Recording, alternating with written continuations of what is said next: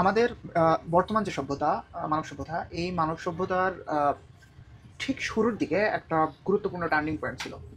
সেটাকে ধর্মগ্রন্থের মাধ্যমে আমাদের কাছে নূ-নবীর বন্যা হিসেবে জানানো হয়েছে।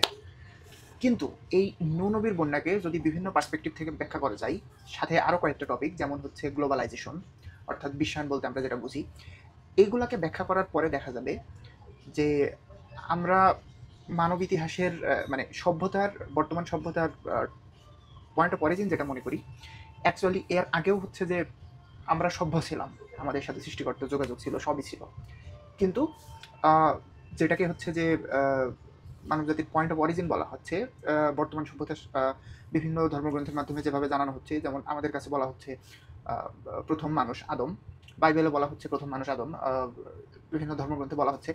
কিন্তু বিষয়টা হচ্ছে, আমার কাছে একটা থিওরি আছে। থিওরি অনুযায়ী আমাদের সভ্যতাটা শুধু, মানে আমাদের বর্তমান সভ্যতাটাই একমাত্র সভ্যতা না, বরঞ্চ এটা একটা সাইক্লিক সভ্যতা।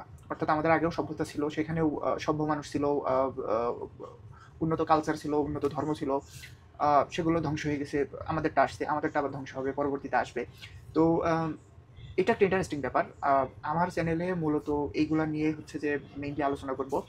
আমি হচ্ছে রিলিজিয়াস অ্যানথ্রোপোলজির চোখে দেখাবো যে অতীতেও কত সমৃদ্ধ কালচার, অর্থাৎ ঠিক সমৃদ্ধ বলতে আমি মিন করছি, নূ-নবীর বন্যা যখন শুরু হয়েছিল এর আগেও মানুষের সভ্যতা ছিল, তারা টেকনোলজিক্যালিও উন্নত ছিল। এর জন্য আমাদেরকে বিভিন্ন মিথোলজির সাহায্য নিতে হবে। মিথোলজির সাহায্য নেওয়ার অর্থ এই না যে এটা রূপকথার গল্প। বিভিন্ন আর্কিওলজিক্যাল প্রমাণ দিব, সাথে হচ্ছে অ্যানথ্রোপোলজির বিভিন্ন থিওরি, গত 100-200 বছরে লেখা বিভিন্ন বই বা পুরনো বিভিন্ন বই বিশ্লেষণ করে ওভারঅল আমি জানানোর চেষ্টা করব যে অ্যাকচুয়ালি অতীতের ভিন্ন ভিন্ন সেপারেটেড কালচারগুলো অ্যাকচুয়ালি সেপারেটেড না, বরঞ্চ একটার সাথে আরেকটার সংযোগ থাকতে পারে, এই সম্ভাবনাটা বেশি। যেমন উদাহরণ হিসেবে অতীতের বিভিন্ন কালচার থেকে আমরা যে মূর্তিগুলো দেখি বা পাথরে খোদাই করা ডিপিকশনগুলো দেখি, সেখানে দেখা যায় যে প্রত্যেকটা ক্যারেক্টারের হাতে একটা করে হ্যান্ডব্যাগ আছে। এই হ্যান্ডব্যাগটা ভারত থেকে শুরু করে মিশর, এমনকি দূরবর্তী বিভিন্ন কালচারের বিভিন্ন মূর্তির কাছে পাওয়া গেছে।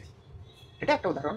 এরকম বিভিন্ন উদাহরণ, মানে আউট অফ প্লেস, অর্থাৎ একটা জিনিস সেই জায়গায় থাকার কথা না, অথচ সেখানে আছে। এগুলোই প্রমাণ করে যে হচ্ছে অতীতের দুনিয়াটা বা অতীতের পৃথিবীটা, এটা প্রমাণ করে অতীতের পৃথিবীটা অ্যাকচুয়ালি গ্লোবালাইজেশন দ্বারা সমৃদ্ধ ছিল। আমরা যেরকম মনে করি যে অতীতে যানবাহন ছিল না, হয়তো মানুষ পায়ে হেঁটে যাতায়াত করতো, বিষয়টা ঠিক এমন না। মিশরের ফেরাউনদের মমির নাকের ভিতরে গোলমরিচ পাওয়া গেছে, অথচ গোলমরিচের পয়েন্ট অফ অরিজিন কিন্তু দক্ষিণ ভারত। ভারত থেকে মিশরের একটা ডিস্টেন্স আছে। অথচ আজ থেকে 4000 বছর আগেও যদি ভারত থেকে মিশরে গোলমরিচ যাইতে পারে, তো তার মানে এটা ক্লিয়ার যে সেখানে বিজনেস ছিল, সেখানে ব্যবসা ছিল, সেখানে হয়তো আরও কিছু ছিল।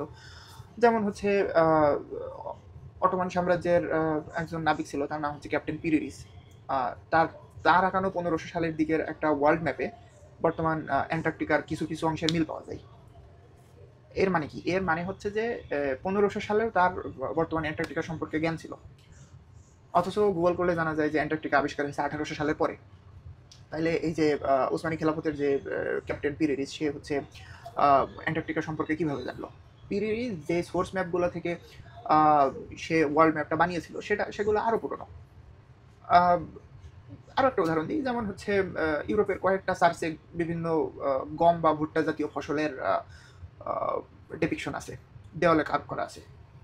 অথচ গম বা ভুট্টা কিন্তু সাউথ আমেরিকান নেটিভ।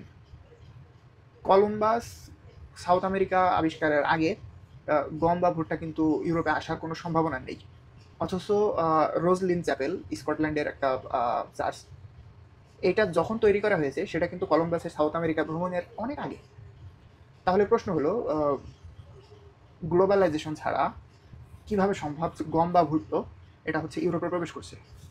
এর অর্থ এটাই, মেইন স্ট্রিম পড়াশোনা আমাদেরকে অতীতের বিভিন্ন গ্লোবালাইজেশনের ফলে যে বিশ্বায়নটা ঘটছিল বা যে উন্নতিটা ঘটছিল সেটা পুরোপুরি আমাদের কাছে অস্বীকার করে। তো আমার এই চ্যানেলে আমি হচ্ছে এগুলো নিয়ে বিস্তারিত আলোচনা করব।